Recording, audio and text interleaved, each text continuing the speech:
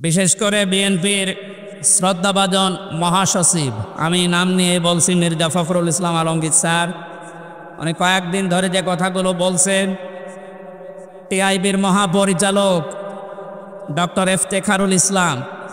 ইফতেখারুজ্জামান, এই লোকটা সহ যে কথাগুলো এই কয়েকদিনে বলছেন, আপনারা আশা করছে আপনাদের ভাষা পাল্টাবেন। এ দাদা বাবুদের ফাঁদে পা দিয়ে আবার যদি মৌলবাদ এই জিকির আরম্ভ করেন, ওরা হয়তো আপনাকে চেয়ারে বসাবে, কিন্তু দেশের হাজারো আলেম ওলামা ইসলামপন্থী মানুষেরা আবার গুমর শুরু হবে। আপনি ফাঁদ টের পাচ্ছেন? সুতরাং এই শব্দ যেন আপনাদের মুখে আর কোনোদিন না শুনি। যদি এগুলো শুনি তাহলে কিন্তু জালেমদের মতো এদেশে আপনাদের এই জনগণ বিদায় করে দিবে। মানে কাকে মৌলবাদ বলেন? মৌলবাদ না হলে এদেশে আপনার মা বাবার বিয়ে হতো? আপনি তো জারজ হয়ে আসতেন, কোথায় হাত দিয়েছেন? আশা করছি এই শব্দ যেন এদেশে আর কেউ না বলে। কিছু হলে আলেমদের নামে, এদেশে ইসলামপন্থীদের নামে মৌলবাদে ট্যাগ দিয়ে দিচ্ছেন। আপনি কি জানেন এটা বাস্তবতা কি? এই মৌলবাদ ট্যাগ দিয়ে ইন্ডিয়া এবং ওদের দোসর যারা, তারা এই দেশের হাজার হাজার মানুষকে গুম করেছে। এই মৌলবাদ ট্যাগ দিয়ে হাজারো মানুষকে জেল খাটিয়েছে, হাজারো মানুষকে দুনিয়া থেকে বিদায় করে দিয়েছে। ওই শব্দটা আবার ওদের ফাঁদে পড়ে যদি আপনি এদেশে বারবার বলতে থাকেন, লা তাজিদান্না আশাদ্দান্নাসি আদাওয়াতাল লিল্লাযীনা আমানুল ইয়াহুদা ওয়াল্লাযীনা আশরাকু, সূরা মায়েদার ৮২ নম্বর আয়াত। আল্লাহ রাব্বুল আলামিন জানিয়েছেন, হে নবী, কোরআনে আল্লাহ ১৫০০ বছর আগে ফতোয়া দিচ্ছেন, হে নবী, এই পৃথিবীতে মুসলমানদের জন্য জঘন্যতম শত্রু হিসাবে দুইটা জাতি কাজ করবে, একটা ইহুদি আর একটা খ্রিস্টান। ইহুদিরা যে আমাদের শত্রু এটা তামাম দুনিয়ায় প্রমাণিত, ইসরায়েল। খ্রিস্টানরাও শত্রু। এ ঘোষণা কি আমি নিজে দিলাম না আল্লাহ দিয়েছেন?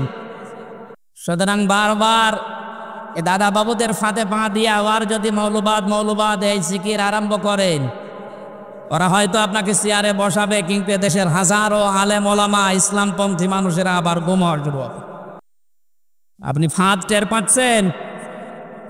সুতরাং এই শব্দ যেন আপনাদের মুখে আর কোনোদিন না শুনি। যদি এগুলো শুনি তাহলে কিন্তু জালেমদের মতো এদেশে আপনাদের এই জনগণ বিদায় করে দিবে। মানে কাকে মৌলবাদ বলেন?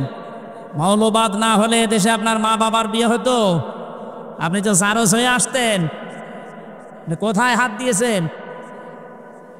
আশা করছি এই শব্দ যেন এদেশে আর কেউ না বলে। এই ধোয়া তুলে কিন্তু এই ১৫.৫ বছর ওরা এই থালা বাজিয়ে ওরা আমাদের উপর অত্যাচার চালিয়েছে। এটা রেকর্ড হচ্ছে, সারা দেশে কালকে যাবে। সবাই সাবধান, সে যে দল করেন আপনি করেন, কিন্তু এই শব্দটা কোনো ইসলামপন্থী আলেম ওলামাদের নামের আগে যদি আপনি ব্যবহার করেন, সত্যি কিন্তু আপনার খবর আছে। কালকে ১৫১ জন আলেম এদেশে, প্রথিতযশা আলেম যারা, সাজ্জেদ কামাল উদ্দিন জাফরি সহ আমার নামও আছে, ১৫১ জন আলেম বিবৃতি দিয়েছে, পত্রিকা আপনারা দেখতে পাচ্ছেন। এই টিআইবির যিনি মহাপরিচালক এখন দায়িত্বে আছেন, এ লোকটাও জালেমদের দোষর ছিল, নয়তো এ কথা বলল কি করে? পাঠ্যপুস্তকে যে সমস্ত উল্টাপাল্টা জিনিসগুলো আপনারা ঢোকাতে চাচ্ছেন, এগুলো পরিবর্তনের জন্য যে কমিটি গঠন হয়েছে, এদের বিরুদ্ধে আলেমরা কথা বলেছে। আপনি সমকামিতা ঢুকিয়ে দেবেন, যেটা আল্লাহর নিষিদ্ধ কাজ, আর ৯৬% মুসলমানের দেশে আমরা শুধু খাবার খাবো আর মেনে নেব, এরকম পাগল এখন আমরা হইনি। সুতরাং আমি আবার সাবধান বাণী উচ্চারণ করছি এদেশের ১৮ কোটি মুসলমানের পক্ষ থেকে, মৌলবাদের শব্দটা যেন এদেশে উচ্চারিত না হয়। আমরা সবাই মৌলবাদী, কারণ মৌল শব্দ না থাকলে আমরাই থাকি না। এটা এসেছে মৌল থেকে। মৌল আমাদের আল্লাহ, মৌল আমাদের রাসূল। কথা বলেন না কেন? আল্লাহ রাসূল না থাকলে এদেশ থাকবে? সব বিদায় নিতে পারে, কিন্তু আল্লাহ রাসূলের বিধান এদেশে থাকবে ইনশাআল্লাহ। ১০০ ভাগের ৯৬ যেখানে আমরা বাস করি, সেখানে এই শব্দ নিয়ে আজ ধোয়া তুলে আবার আপনি এই থালা বাজাবেন, আর পাশে তো আছে দাদারা, আবার আপনাদেরকে দিয়ে অত্যাচার, জুলুম, নির্যাতন, খুন গুম চালাবে না। আমরা চাচ্ছি এই জন্য এই ৬৫ জন না, ১০০ জনের ১০০ জনের পরিবর্তন করে চেয়ারগুলো সব সংস্কার করতে চাই, আর এটা খুব তাড়াতাড়ি। কথা বলেন। আল্লাহ যেন সম্মতি দেয় যিনি দায়িত্বে আছেন তাকে। বাক স্বাধীনতা এটা আল্লাহর পক্ষ থেকে দেওয়া আমাদের জন্য নিয়ামত। এটাই 15.5 বছর যারা দায়িত্বে ছিলেন এটা কেড়ে নিয়েছিলেন। কোরআনে কারিমে আল্লাহ রাব্বুল আলামিন আমাদেরকে বাক স্বাধীনতা দিয়েছেন। 1500 বছর আগে কোরআনে কারিমে আয়াত আল্লাহ নাজিল করে জানিয়েছে। আল্লাহ পাক বলেন, হাল আতা আলাল ইনসানি হিনুম মিনাদ দাহরি লাম ইয়াকুন শাইয়্যাম মাযকুরা। মানুষের জীবনে কি এমন সময় যায়নি যে সময় উল্লেখ করার মতো কোনো বিষয়বস্তু হিসাবে সে পরিগণিত ছিল না? এখান থেকে আমি আল্লাহ তার মায়ের পেটের ভেতরে বাবার স্ফলিঙ্গ দিয়ে দ্রুত গতিতে বের করে মায়ের পেটের ভেতরে 40 দিন 40 দিন 40 দিন এভাবে আস্তে আস্তে নতফা, আলাক, মদগা এভাবে চামড়া দিয়ে রক্ত গোশত তৈরি করে আল্লাহু আখরাজাকুম মিন বুতুনি উম্মাহাতিকুম আস্তে করে মায়ের পেট থেকে দুনিয়াতে বের করে নিয়ে আসলাম। লা ইয়ালামুনা শাইয়া, যে সময় সে কিছুই জানতো না। এরপরে আমি আল্লাহ তাকে কথা বলার যোগ্যতা দিয়েছি। খালাকাল ইনসান আল্লামাহুল বায়ান, মানুষ বানিয়েছি আমি, একে কথা বলার যোগ্যতা দিয়েছি আমি আল্লাহ। সুতরাং আমাদের এই কথা বলার যে যোগ্যতা এটা দিয়েছেন যিনি, এইটা যারা কেড়ে নিয়েছিল তারা আল্লাহর এই আয়াতে হাত বসিয়েছে। আল্লাহর কোরআনে যারা হাত দেয়, যেহেতু আল্লাহ আমাদের অধিকার দিয়েছিলেন, এই অধিকার যারা কেড়ে নিয়েছিল এই মানুষগুলো কোরআনের ভাষায় জালিম। এরা কি বলেন তো? জালিম। জালিমদের বিরুদ্ধে আল্লাহ নিজে কিয়ামতে মামলা দায়ের করবে। সুতরাং শেখ হাসিনা সহ এ দেশে দায়িত্বে যারা ছিল এই 15.5 বছর, দ্বিধাহীন চিত্রে আমরা বলতে পারি সবগুলো এরা আল্লাহর মামলার আসামি। আল্লাহবাদী কেস হবে এদের নামে কিয়ামতের ময়দানে। সূরা শুরা 42 নম্বর আয়াতটা তার প্রমাণ। ইন্নামাস সাবিলু আলাল্লাযিনা ইয়াজলিমুনান নাস, যারা মানুষ হয়ে মানুষের বিরুদ্ধে মানুষের উপরে অত্যাচার চালায় এরা আল্লাহর মামলার আসামি।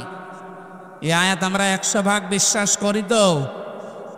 এক কথা বলেন, আপনি কোন দল করেন আমি জানি না, আমি কোরআন থেকে বলছি। হাসিনা সহ এ দেশে যারাই দায়িত্বে ছিল এখনো অনেকে আছে এই জালেমদের 5 গোলাম। এগুলো সব আল্লাহর মামলার আসামি। কেন বলেন তো? সূরা আনআমের 44-45 নম্বর আয়াত।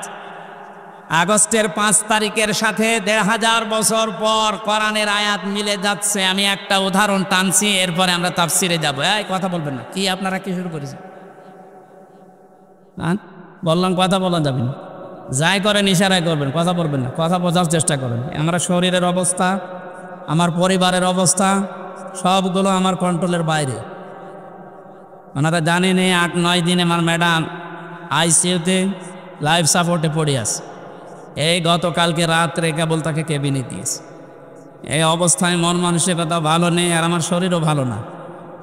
3 বছর জালেমদের এই বন্দি কারাগার থেকে সব হারিয়ে ফেলেছে। শরীরের অবস্থা খুব খারাপ।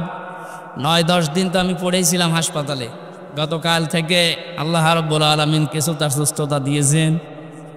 আপনাদের ডাকে সাড়া দিয়েছে। কোথায়? ঢাকা থেকে আসতেছি, দিনের বেলায় নওগাঁতে ছিল জোর করে। আমিও পারছি না, ওনারাও ছাড়ছে না, এভাবে চলছে। আল্লাহু আকবার। তারপরও যতটুকু সময় পাবো আমরা কোরআনে কারিমকে বোঝানোর চেষ্টা চালাবো। আমা তাওফীক ইল্লা বিল্লাহ। খুব খেয়াল করে শোনেন। সূরা আনআম 44-45 নম্বর আয়াত। অনেকে এই বিপ্লবকে এখনো পর্যন্ত মেনে নিতে পারছে না। তাদের উদ্দেশ্যে বলছি, কয়েকদিন আগে একটা জরিপ পেয়েছি, এদেশের 100 জনের 14 জন এখনো পর্যন্ত এই জালিম ছাড়া বিদায় নিয়েছে, যাদের গোড়া পর্যন্ত শিকড় পর্যন্ত আল্লাহ নিজে কেটে দিয়েছেন। আল্লাহ কেটে দিয়েছেন কেন বলছি, আমি আসতেছি সামনে। এদের পক্ষে এখনো যারা দুর্বিসন্ধি চালাচ্ছে, এখনো ষড়যন্ত্রে লিপ্ত আছে। ডক্টর মোহাম্মদ ইউনূস সরকার গঠন করার পর 100 জনের প্রায় 65 জনের উপরে পরিবর্তন হয়ে গেছে অলরেডি, এখনো 35 জন বাকি আছে। আমরা চাই ইমিডিয়েটলি খুব তাড়াতাড়ি এই 35টা জালেমও যেন না থাকে। কালকে ডিবি অফিসের যিনি দায়িত্ব পেয়েছেন মল্লিক ভাই, হারুন আঙ্কেলের এই জায়গায় হাউ আঙ্কেল, ওনার পরিবর্তে যিনি এখন দায়িত্ব পেয়েছেন রেজাউল করিম মল্লিক ভাই, উনি কালকে সংবাদ সম্মেলনে জানিয়েছে ডিবি অফিস এখন থেকে আর আয়না ঘর থাকবে না, এটা আর ভাতের হোটেল থাকবে না, এখানে কাউকে গুম করে রাখা হবে না। এরকম মানুষগুলোকে আমরা সব সেক্টরে বসাতে চাই। যেহেতু 100 জনের প্রায় 65 জন বসে পড়েছে আর বাকি 35টা আছে, এগুলোর শিকড়ও আমরা কেটে দিতে চাই। ছাত্র আন্দোলনের যে 9 দফা ছিল তার ভেতরে এটা একটা, যে আমরা সংস্কার চাই। জামাত ইসলামের কেন্দ্রীয় আমির যিনি ডাক্তার শফিকুর রহমান কালকে প্রধান উপদেষ্টার সাথে বৈঠক করার পরে এটাই জানিয়েছে যে আমরা নির্বাচনের চাইতে সংস্কারে গুরুত্ব দিতে চাই বেশি, কারণ সংস্কার না হলে এভাবেই যদি আবার নির্বাচন দিয়ে দেয় ও আবার দিনের ভোট রাতে হয়ে যাবে। আমরা ওইটা চাই। খুব খেয়াল করে পথ চলা লাগবে। অতি ইসলাম দেখাতে গিয়ে বাইরের রাষ্ট্রগুলোর কাছে দেশকে অপমানিত এবং টার্গেটে ফেলবেন না। বিশেষ করে বিএনপির শ্রদ্ধাভাজন মহাসচিব, আমি নাম নিয়ে বলছি, মির্জা ফখরুল ইসলাম আলমগীর স্যার, উনি কয়েকদিন ধরে যে কথাগুলো বলছেন, টিআইবির মহাপরিচালক ডক্টর ইফতেখারুজ্জামান, এই লোকটা সহ যে কথাগুলো এই কয়েকদিনে বলছেন, আপনারা আশা করছে আপনাদের ভাষা পাল্টাবেন। কিছু হলে আলেমদের নামে, এদেশে ইসলামপন্থীদের নামে মৌলবাদে ট্যাগ দিয়ে দিচ্ছে। আপনি কি জানেন এটা বাস্তবতা কি? এই মৌলবাদ ট্যাগ দিয়ে ইন্ডিয়া এবং ওদের দোসর যারা, তারা এই দেশের হাজার হাজার মানুষকে গুম করেছে। এই মৌলবাদ ট্যাগ দিয়ে হাজারো মানুষকে জেল খাটিয়েছে, হাজারো মানুষকে দুনিয়া থেকে বিদায় করে দিয়েছে। ওই শব্দটা আবার ওদের ফাঁদে পড়ে যদি আপনি এদেশে বারবার বলতে থাকেন, লা তাজিদান্না আশাদ্দান্নাসি আদাওয়াতাল লিল্লাযিনা আমানুল ইয়াহুদা ওয়াল্লাযিনা আশরাকু, সূরা মায়েদার 82 নম্বর আয়াত। আল্লাহ রাব্বুল আলামিন জানিয়েছেন, হে নবী, কোরআনে আল্লাহ 1500 বছর আগে ফতোয়া দিচ্ছেন, হে নবী, এই পৃথিবীতে মুসলমানদের জন্য জঘন্যতম শত্রু হিসাবে 2টা জাতি কাজ করবে, একটা ইহুদি আর একটা খ্রিস্টান। ইহুদিরা যে আমাদের শত্রু এটা তামাম দুনিয়ায় প্রমাণিত, ইসরায়েল। খ্রিস্টানরাও শত্রু। এ ঘোষণা কি আমি নিজে দিলাম না আল্লাহ দিয়েছেন? সুতরাং বারবার এ দাদা বাবুদের ফাঁদে পা দিয়ে আবার যদি মৌলবাদ এই জিকির আরম্ভ করেন, ওরা হয়তো আপনাকে চেয়ারে বসাবে, কিন্তু দেশের হাজারো আলেম ওলামা ইসলামপন্থী মানুষেরা আবার গুম হওয়ার শুরু হবে। আপনি ফাঁদ টের পাচ্ছেন? সুতরাং এই শব্দ যেন আপনাদের মুখে আর কোনোদিন না শুনি। যদি এগুলো শুনি তাহলে কিন্তু জালেমদের মতো এদেশে আপনাদের এই জনগণ বিদায় করে দিবে। আপনি কাকে মৌলবাদ বলেন? মৌলবাদ না হলে এদেশে আপনার মা বাবার বিয়ে হতো? আপনি তো জারজ হয়ে আসতেন। কোথায় হাত দিয়েছেন? আশা করছি এই শব্দ যেন এদেশে আর কেউ না বলে।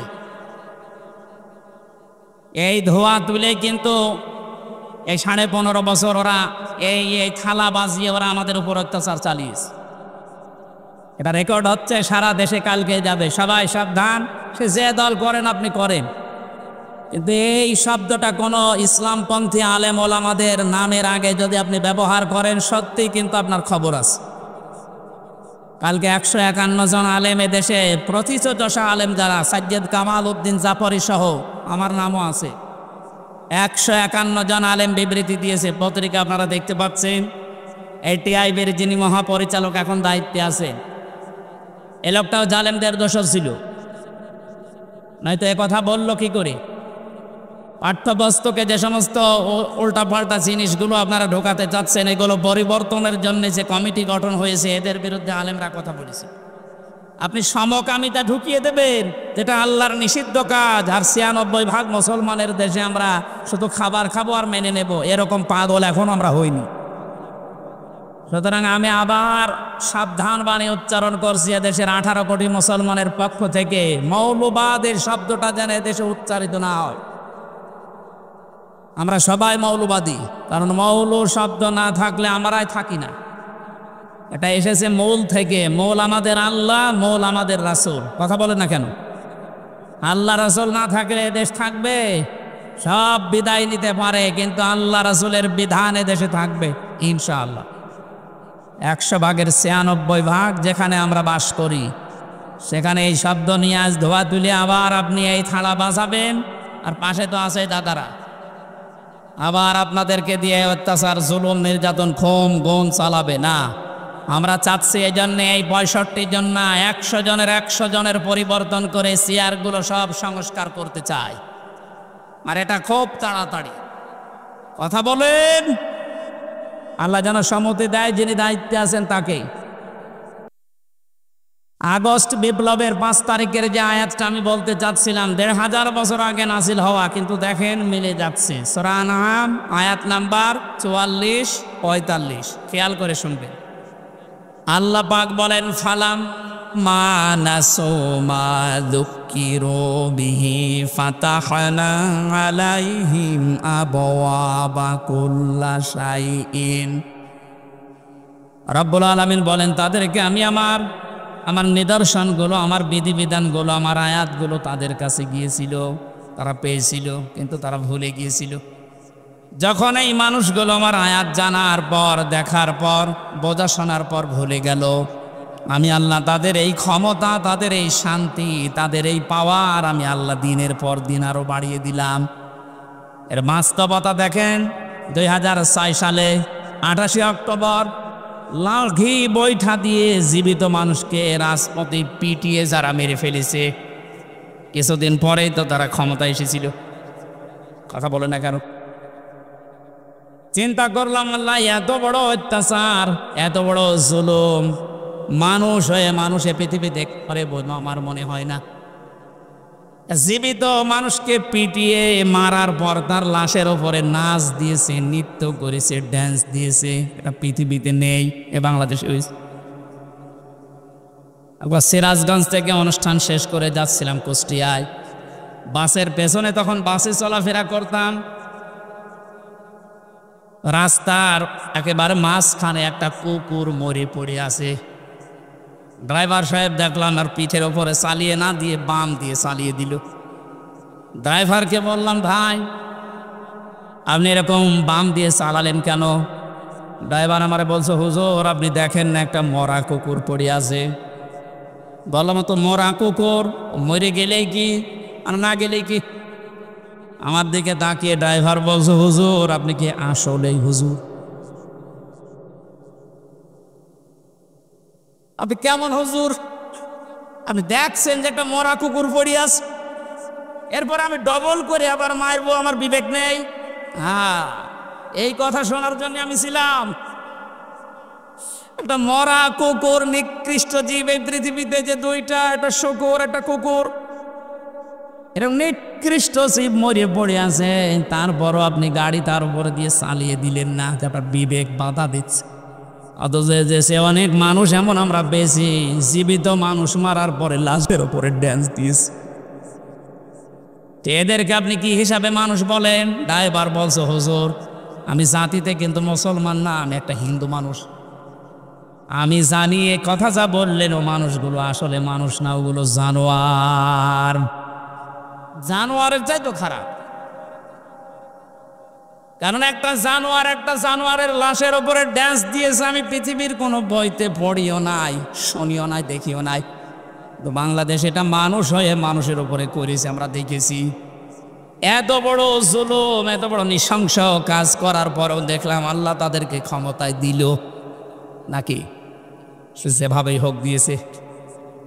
9 সালে আসার পরে 5 বছর চলে গেল, মনে করলাম আল্লাহ 13 সাল পর্যন্ত মনে হয় ওদের আর যাবে না, শেষ করে দেবে। কিন্তু দেখলাম না, আল্লাহ শেষ করে নাই, আরো 5 বছর টিকে গেল। 18 সাল, কত 18 সালে মনে করলাম না, যা করেছে এতদিন এ আর বাঁচার কথা না, এ শেষ হয়ে যাবে এবার। কিন্তু দেখলাম না, ওরা আবার টিকে গেল। 15 বছর পার হয়েছে কেন জানেন? কোরআনে কারিমের সূরা আলে ইমরানের 178 নম্বর আয়াতে আছে, ওয়ালা ইয়াহসাবান্নাল্লাযীনা কাফারু আন্নামা নুমলি লাহুম খায়রুল লিআনফুসিহিম ইন্নামা নুমলি লাহুম লিয়াজদাদু ইসমা ওয়ালাহুম আযাবুম মুহিন। সূরা আলে ইমরানের আয়াতের তাফসীরে ফি জিলালিল কোরআনে মুফাসসির এভাবে দিয়েছেন, আল্লাহ পাক, আমি ব্যাখ্যাটা করতে গেলে সময় লাগবে জন্য তাড়াতাড়ি করছি। আল্লাহ পাক বলেন, হে নবী, আপনি কি মনে করেন এই জালেম, এই কাফের যারা, অবিশ্বাসী যারা, তাদেরকে আমি আল্লাহ এই যে ক্ষমতা, পাওয়ার, টাকা পয়সা, দুনিয়া সব দিয়ে রেখেছি, ওরা মনে করছে আমাদের ভালোর জন্য দিয়েছে, অথচ না, ওদের কল্যাণের জন্যে, ওদের ভালোর জন্য এটা আমি আল্লাহ দেয়নি, আমি দিয়েছি। এই ক্ষমতা নিয়ে, টাকা পয়সা নিয়ে, এই শরীর স্বাস্থ্য নিয়ে, প্রভাব প্রতিপত্তি নিয়ে যেন পাপ করতে করতে ওদের পাপের বোঝা পরিপূর্ণ হয়ে যায়। তাই হয়েছে, পরিপূর্ণ যখন হয়ে গেছে, আলাহুম আযাবুম মুহিন, তখন আমি ওদেরকে অপমানজনক শাস্তি দেওয়ার জন্য আল্লাহ রেডি। ওই যে সূরা আনআমের 44 নম্বর আয়াত যে বলছিলাম, এই আয়াতের তাফসীর ওই জায়গায় আছে, দেখেন মিল যাচ্ছে। আল্লাহ পাক বলে না, মানুষগুলো যখন আমার আয়াতগুলো আস্তে আস্তে বলতে বলতে নিজেকে পর্যন্ত ভুলে গেছে, 15.5 বছরে নিজে কি ও তাও মনে নেই। সব যখন ভোলা শেষ, আল্লাহ পাক বলেন, ফাতাহনা আলাইহিম আবওয়াবা কুল্লি শাইইন, ওই মানুষগুলোর জন্য আনন্দের যে দরজা আছে, একটার পরে একটা আমি আল্লাহ সব বাবের বহু বচন আবওয়াব সবগুলো খুলে দিলাম। ওরা এত আনন্দিত হয়েছে, হাত্তা ইযা ফারিহু বিমা উতু, তাদেরকে যে সুখ সৌন্দর্য, তাদেরকে যা আমি দিয়েছি নিয়ামত হিসাবে, এগুলো পাওয়ার পরে তারা এত বেশি খুশি, এত বেশি খুশি, ওরা আর মনে নেই আল্লাহর বিধান কি ছিল তাদের উপরে, এগুলো সব ভুলে গেছে যারা। আল্লাহ পাক তখন তাদের জন্য আয়াতের মাঝের অংশে বলেন, ফাআখাযনাহুম বাগতাতান ফাইযা হুম মুবলিসুন, অতঃপর আমি আল্লাহ তাদেরকে পাকড়াও করলাম আকস্মিকভাবে তাদেরকে আমি ধরলাম, বাগতাতান, তারা নিরাশ হয়ে পড়েছে। আপনি দেখেন 5 তারিখে দুপুরের পর থেকে ওরা জীবনে কল্পনাও করে নাই যেভাবে আমাদের পরাজয় হবে। আল্লাহ আয়াতের শেষের দিকে জানিয়েছেন, ফাকতিয়া দাবিরুল কওমিল্লাযিনা যালামু, আমি আল্লাহ নিজে জালেমদের যত শিকড় ছিল সব কেটে সাফ করে দিয়েছি। সুতরাং এদেশে জালেমদের আর কোনো শিকড় আসতে বলেন নেই। 2-1টা যদি থাকে, ও মুখ বের করলে ধরা খাবে। 2-1টা উকি চকি মারছে, আপা বুবু মায়ের কথা শুনে, ওরা তো বুবুকেও মা বলে, মাকেও আপা বলে। ওখান থেকে বারবার একটু সাহস দেয় যে ওদের নাম লিস্ট করে রাখো, আমি আসতেছি, তুমি আসো। বলে আমি চট করে ঢুকে পড়বো, চট করে ঢুকবেন আর ফট করে আয়না ঘরে ঢুকিয়ে দেব। আমরা তো বেশি করছি না, যা করেছেন আমরা তাই করব, কথা বলুন না কেন? এই জন্যে জালেমদের এই শিকড় পর্যন্ত 5 তারিখে আল্লাহ তুলে দিয়েছে। না তো দরবেশের মতো মানুষ দাড়ি কেটে নম হয়ে গেছে। বাংলাদেশের শ্রেষ্ঠ ধনের তালিকায় ওর নাম ছিল, 36,000 কোটি টাকা মারিং কাটিং করিস। আর সে পালিয়ে যাচ্ছে কি করে দেখেছেন? শিকড় যদি থাকতো তো ওটা ধরে থাকতে পারতো না, শিকড়ই নেই, দাড়ি পর্যন্ত কেটে ফেলেছে নবী সুন্নাতকে। তাহলে বোঝা যাচ্ছে ওদের ওই 72 রাকাত নামাজ, তাহাজ্জুদের নামাজ বলে 72 রাকাত পড়তো। আরে ভাই, তাহাজ্জুদের নামাজ তো 8 রাকাত থেকে 12 রাকাত, তো 72 রাকাত পড়তো মানে ইসলামের নিয়ম নীতি নিয়ে ফাইসলামি করা। দাঁত ফেলে দেওয়া দরকার এই বেয়াদবগুলো। এই জন্যে পালিয়েছে ওইভাবে। কি ধোকা দিয়েছে মানুষকে, দেখেছেন যে আমি 72 রাকাত নামাজ পড়ি তাহাজ্জুদের। শয়তান তাহাজ্জুদের নামাজ মাত্র 2 রাকাত 2 রাকাত 2 রাকাত 2 রাকাত 8 রাকাত, না খুব বেশি হলো 12 রাকাত। তুই 72 রাকাত পড়িস মানে ইসলামের নিয়ম নীতি নিয়ে ফাজলামি করা। ওদের মা যেমন বলতো লাকুম দীনুকুম ওয়ালিয়া দীন, রাহুল বুখারী, ওরাও তাই করে। ওয়ালা আলাইনা বা'দাল আকাবিল লা আখাযনা মিনহু বিল ইয়ামিন।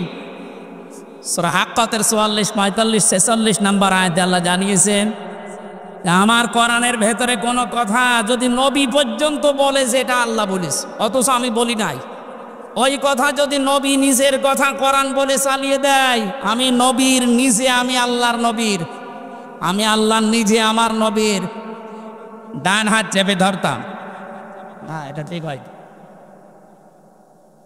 লা আখাযনা, এখানে ফাইল আল্লাহ নিজে। আমাদের সিলেবাস ভক্ত আলেম যারা আমরা আছি এটা ভুল করি অনেকে। আমার মনে হয় এই অনুবাদটা পাল্টানো দরকার।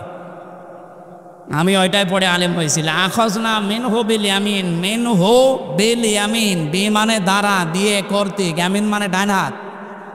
আল্লাহ তাআলা বলেন আমি আমার ডান হাত দিয়ে নবীকে ধরতাম, নবীর ডান হাত ধরতাম না। এখানে আপনি শব্দের দিকে খেয়াল করে মিলান, মিলছে না। এজন্য আলেম যারা আছেন, একটু যারা উপরে আছে বা যারা শিক্ষা ব্যবস্থায় আছে, আয়াতগুলো যেখানে আছে আয়াতের এই শাব্দিক অর্থগুলো, বিশেষ করে বঙ্গ অনুবাদগুলো আমার মনে হয় ঠিক করা দরকার। গিরিশচন্দ্র সেন হিন্দু বেটা তো এমন এমন কিছু দিয়েছিল যেগুলোর কারণে আমরা অনেকেই একটু ভুল করে ফেলি। শব্দের দিকে খেয়াল করে পড়লে অথচ অবশ্যই এটা হবে না। লা আখাযনা, এখানে সরাসরি আল্লাহ নিজে বলছেন আমি ধরতাম। কি দিয়ে ধরতাম? বিল ইয়ামিন, ডান হাত দিয়ে।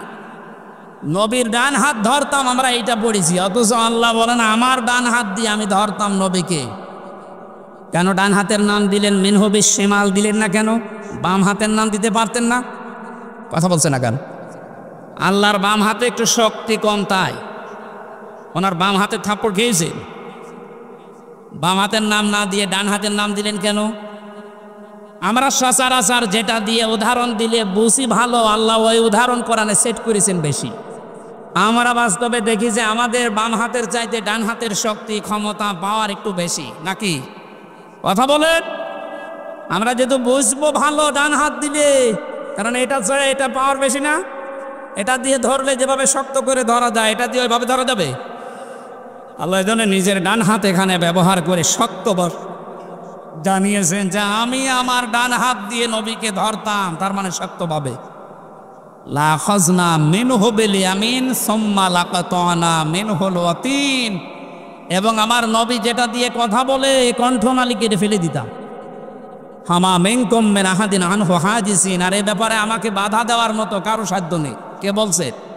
তাহলে কোরআনের ভেতরে আল্লাহর নবী পর্যন্ত কোনো কথা বানিয়ে বলতে পারেন নাই।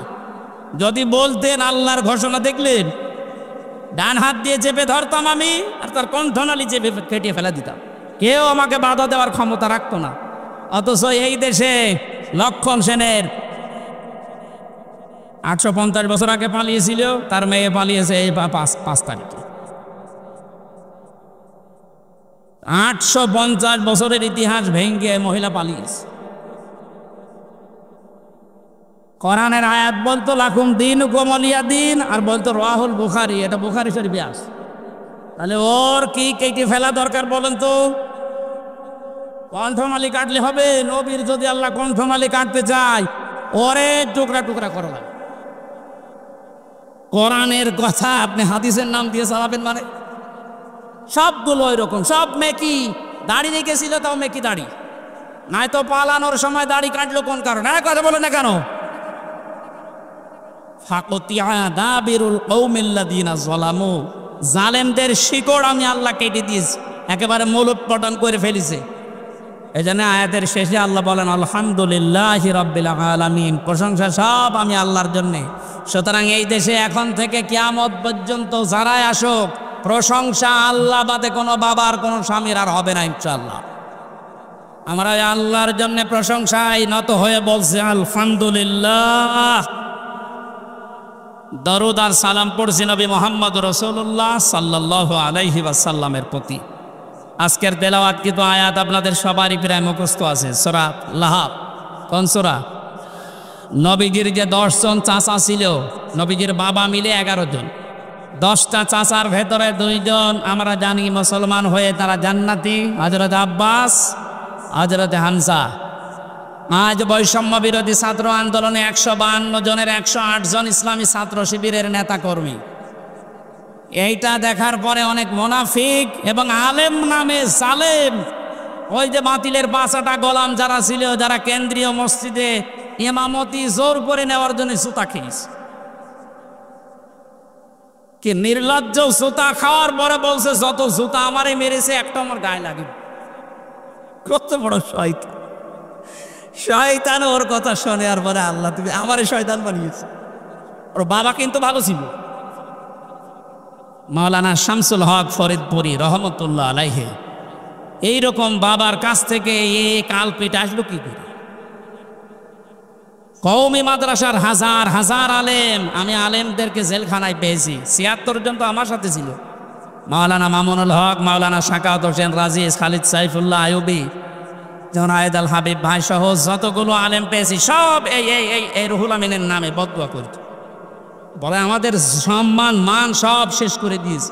এরকম একটা বিশ্ব বিখ্যাত জালেমকে সে কওমি জননী নাম দিয়েছে। আবার দাঁড়িয়েছে নৌকা মার্কা নিয়ে।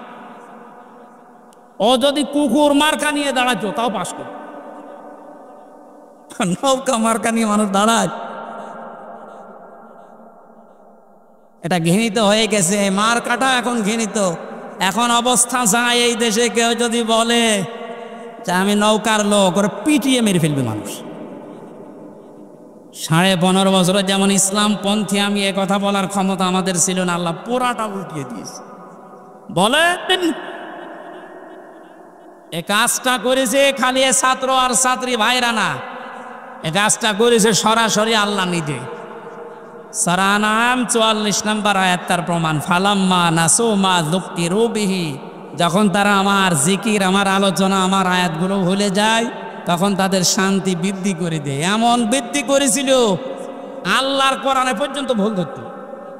রিমান্ডে আমি যে অফিসারগুলো পেয়েছিলাম মুসলমান নামে, খুব সুন্দর সুন্দর নাম, আব্দুল মান্নান, আসাদুজ্জামান, শেখ ইমরান হোসেন, জাহিদ হাসান, আতিকুল ইসলাম ভইয়া, নাম সুন্দর না? রিমান্ডে আমার মাঠের নিচে নিয়ে বলতো আল্লাহর এই জায়গায় ভুল হয়েছে। আল্লাহ তো এমনি ধরেনি, শেষ পর্যন্ত ধরেছে এই কারণ। এখন পরিচয় দেওয়া দূরের কথা, খালি মাঝে মাঝে বলে হুজুর দোয়া করেন। কি দোয়া? আপনি যা করেছেন দোয়া বের হয়, দোয়া চাবেন না, দোয়া পরিবর্তে কিন্তু বদ দোয়া বের হবে। এটা না, আমার মনে হচ্ছে আগস্টের 5 তারিখে আল্লাহ যেটা করেছে এটা শুধু ছাত্র ছাত্রীরা করে না, আল্লাহ নিজে করেছে। কথা বলেন। আল্লাহর এই নিয়ামতের শুকরিয়া আমরা আদায় করব, দাম দেব এই নিয়ামতের ইনশাআল্লাহ। নিয়ামতের শুকরিয়া আদায়ের মাধ্যম আমি এর আগে বহুবার বলেছি। কয়টা বলেন তো? 3টা। 1 নম্বরে আপনাকে বলতে হবে যেটা নিয়ামত। এই যে বাক স্বাধীনতা আমাদের ছিল না, আমরা যে ফিরে পেলাম, এটা নিয়ামত না? হ্যাঁ, নিয়ামত আমাদের। আমরা এই দেশে 100 জনের 58 জন এখন চাচ্ছে দেশে ইসলাম কায়েম হোক এদের কাছে। বাকি 28 জন এরা শুধু থালা নেওয়ার ধান্দায় আছে, আমি নাম নিলাম না। আর বাকি 14 জন এখন ওই যে জালেমদের দোসর আছে, ওরা কিন্তু এটা নিয়ামত মনে করে না, ওরা গজব মনে করে। যে কি হয়ে গেল, আল্লাহ যে ফাইদা হোম মোবিলিজেশন দিয়েছেন। মোবিলিজেশন মানে হতাশ হয়ে যাও, হঠাৎ করে নিরাশ হয়ে পড়লে যে কি হয়ে গেল। আমার তো মনে হয় 1500 বছর আগে করার না, এখন দেখে দেখে আল্লাহ নাজিল করছে।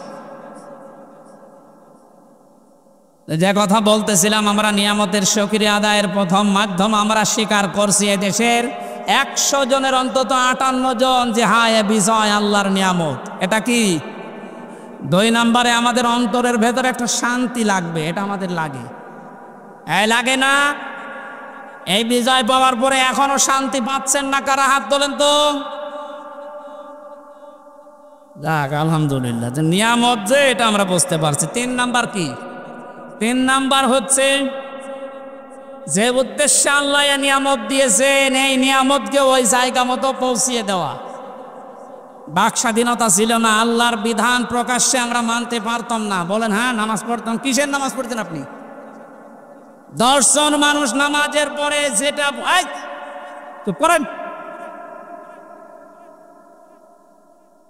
একটু বসেন ভাই, কথা বলবেন না, কথা বলেন পন্ত করেন। 10 জন মানুষ নামাজে যেটা পড়ে, নামাজের ওই পঠিত বিষয় যদি নামাজের পরে 10 জন মিলে একটু আলোচনা করতো, বলতো গোপন পরামর্শ করছে, এই কথা বলেন, এই অবস্থা ছিল না। এখন আছে ওইটা 10 জন না 10,000 মানুষ নিয়ে নামাজে যা পড়েছেন ওইটা ব্যাখ্যা করেন, কেউ কিছু বলবে না, আরো যারা বাধা দেয় তারা এসে বসে পড়বে। এই যে এই বাস্তবতাটা আমরা তৈরি করতে চাই। ডক্টর মোহাম্মদ ইউনূস গত পরশুদিন ওই ঘোষণা দিয়েছেন ইসলাম অনুযায়ী দেশ চলবে, আলহামদুলিল্লাহ। আমরা চাই তার এই কথাটা যেন ঠিক থাকে। ক্ষমতায় দিয়ে আসে আসুক, না আসে না আসুক, ওটা দেখার দরকার নেই। আমরা চাই ইসলাম দিয়ে দেশ চলবে। কারণ 53 বছর বহু খেল দেখেছি, এই খেলা আমরা আর দেখতে চাই না। দেখতে চাই এই দেশ আল্লাহর কালাম দিয়ে চলছে। কথা বলেন, তারা চান মনে প্রাণে এই নিয়ামতকে দেখি। লিল্লাহে তাকবীর।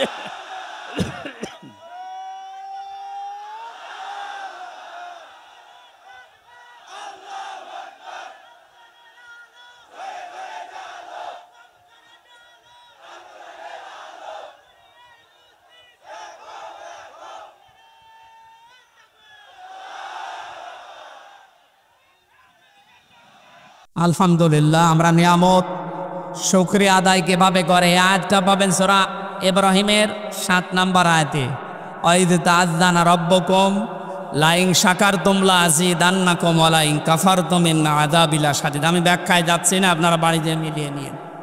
সূরা লাহাব পড়েছি। নবীজির 2 জন চাচার ভেতরে একজন হযরতে আব্বাস আর একজন হযরত হামজা রাদিয়াল্লাহু তাআলা আনহুমা। এই 2 জন জান্নাতি, এতে আমাদের সন্দেহ আছে? সাহাবা একরাম প্রত্যেকে আল্লাহর জান্নাতি, সন্দেহ আছে আমাদের? না, প্রত্যেকটা সাহাবী জান্নাতি। এই যে যার নাম বললাম নবীর চাচা আব্বাস, উনি অনেক আগে মুসলমান হয়েছিলেন কিন্তু প্রকাশ করেননি। আজ এই সমন্বয়কদের 108 জনের, সব 152 জনের 108 জন শিবিরের, এখানে অনেক জালেম নামে আলেম, আলেম নামে জালেম। আর যারা মুনাফিক, আমি নাম নিলাম না, এরা এখন উচ্চবাচ্য করছে, বিশেষ করে কিছু রাম আর বামরা পরিচয় গোপন করে তারা এই কাজ করলো, এরা মুনাফিক। আরে শয়তান! হযরতে আব্বাস নিজে পরিচয় গোপন করে আবু জেহেলের সাথে ছিলেন, এমনকি নবীর বিরুদ্ধে পর্যন্ত বদরের ময়দানে যুদ্ধ করতে গেছে আবু জেহেলের সাথে, অথচ তখনও তিনি মুসলমান। তার পুরা জীবনী পড়ে দেখেন। তাহলে পরিচয় গোপন করে ইসলামের কাজ করা, নবীর কাজ করা, এটা নবীর সাহাবীদের সুন্নাত, নবীর মাদের সুন্নাত। নবীর মা হযরতে মুসা আলাইহিস সালামের মা তার সন্তানকে গোপন করে, পরিচয় গোপন করে দুধ পান করিয়েছিলেন নিজের আপন সন্তানকে। এটা কোনোদিন শোনেননি? হযরতে ইব্রাহিমকে নিজের মা পরিচয় গোপন করে লালন পালন করেছিলেন। এক কথা বলেন না কেন?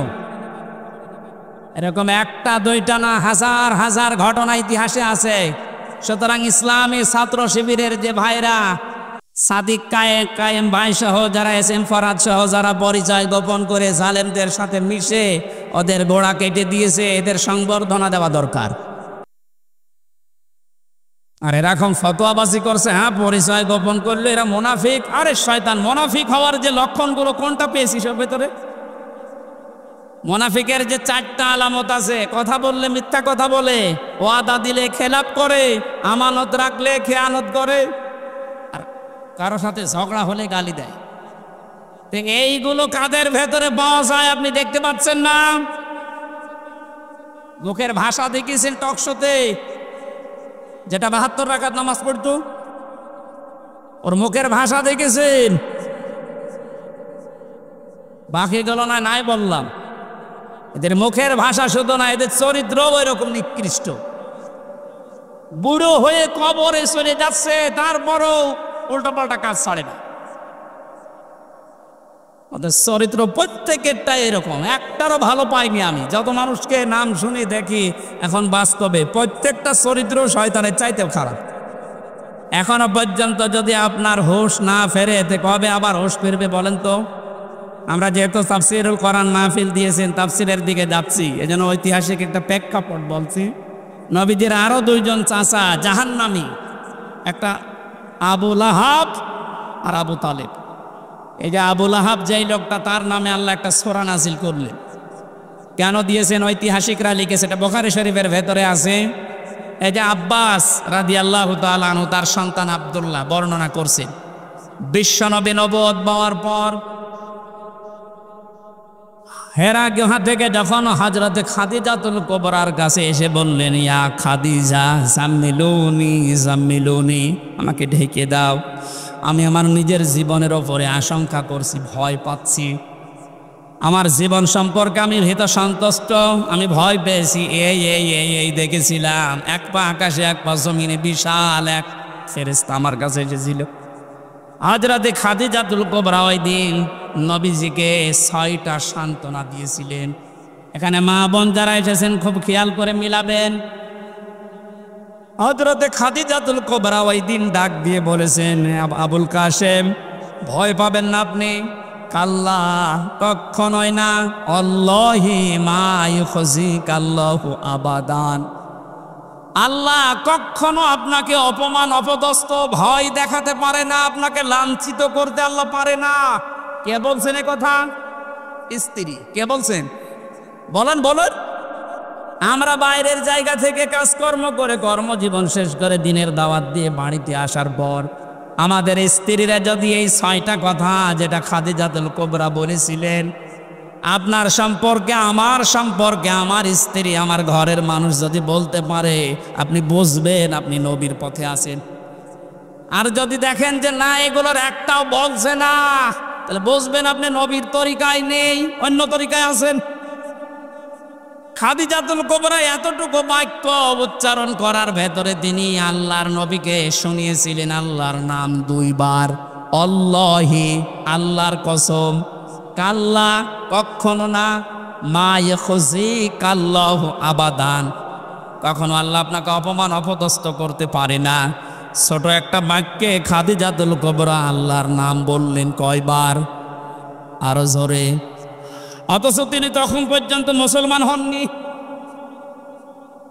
এখনো দাওয়াত পাননি, মুসলমান হবেন কি করে? মুসলমান না হওয়ার পরেও তিনি এ পর্যন্ত খাদিজাতুল কুবরা আল্লাহর নামে 2 বার উচ্চারণ করে নবীকে অভয় দিচ্ছেন, আপনি ভয় পাবেন না। ইন্নাকা লা তাসিলুর রিহমা। এদিকে আছে আপনাদের মনোযোগ। হযরতে খাদিজা বলেছিলেন, হে নবী, হে আমার স্বামী, ইন্নাকা লা তাসিলুর রিহমা, আপনি রেহেমের সম্পর্কগুলো ঠিক রাখেন। তার মানে এই যে আত্মীয়তার সম্পর্কগুলো আপনি ঠিক রাখেন, এটা এত বড় গুরুত্বপূর্ণ একটা বিষয়। আজকে আমরা বাংলাদেশে অনেকের ভেতরে এই আচরণটা পাচ্ছি না। ধর্ম বাবা পাতিয়েছে রাজশাহীতে, বছরে 3 বার করে যায় সেখানে, অথচ নিজের আপন বোন গরিব সেখানে বছর 1 বারও যায় না। আর এটা যায় না তার কারণ আছে, অন্যতম বাধা হচ্ছে এই লোকটার স্ত্রী। এই কথা বলছে না কেন? এমন অনেক বউ আছে নিজের ননদকে নিজের দেবরেরকে যদি স্বামী সাহায্য করে তাহলে তার মন পাওয়া যায় না। অথচ ধর্ম আত্মীয় পাতিয়েছে সে শিবগঞ্জে, সেখানে আপনি 5 বার বউ নিয়ে যান, ও আনন্দে আছে, ও খুশি আছে। সম্মানিত মা বোন যারা এসেছেন, আপনি কি মনে করেন শুধু নামাজ পড়া রোজা করার কালো বোরকা পরা ইবাদত না? আপনি যদি মনে করেন যে আপনার স্বামীর হায়াত আরো বেড়ে যাক, বেশি দিন আমার স্বামী দুনিয়ায় বেঁচে থাক, আমার স্বামীর মান সম্মান টাকা পয়সা ইজ্জত আবরু আরো বেড়ে যাক, নবীজি বলেন ওই স্ত্রীর উচিত সে যেন তার স্বামীকে বারবার তাকিদ দেয়, তুমি যাই করো অন্তত এর রেহেমের সম্পর্কগুলো ঠিক রাখো। আত্মীয়তার সম্পর্ক যেগুলো আছে রক্তের, এইগুলো তুমি ঠিক রাখো। এরকম বউ আছে কার ঘরে বলেন তো? হাত তোলেন। ঠিক আছে, আলহামদুলিল্লাহ, তাও তো 3-4 জন আছে।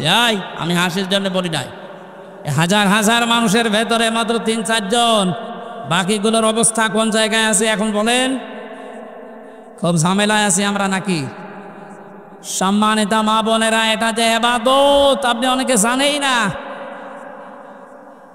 আপনার স্বামীর সাথে যার যার রক্তের সম্পর্ক আছে, তার বোন, তার ভাই, তার চাচা, ফুফু, তার মা বাবা, এগুলোর সাথে যেন সম্পর্ক ঠিক রাখে আপনি তাকিদ দেবেন, এটাও আপনার নামাজের মতো সওয়াব হবে। আর যদি এগুলো কাট করার জন্য চেষ্টা চালান, আপনার নামাজ রোজাও কাট হয়ে যাবে। কথা বলেন। নবীজির স্ত্রী বলছে আপনি ভয় পাবেন না, কারণ যারা রক্তের সম্পর্ক ঠিক রাখে তাদেরকে কেউ ভয় দেখাতে পারে না। আর আমরা ভয় পাই কারণ আমাদের রক্তের সম্পর্কগুলো ঠিক নেই। 2 নম্বরে স্ত্রী বলছেন তাহমেলুল কাল্লা, হে আমার স্বামী, কখনো আপনাকে আল্লাহ অপমান করতে পারে না, আপনাকে অপদস্থ করতে পারে না, কারণ আপনি মানুষের বোঝা বহন করেন। বাস্তবতার দিকে তাকান। এই হাদিসের এদিকে তাকান।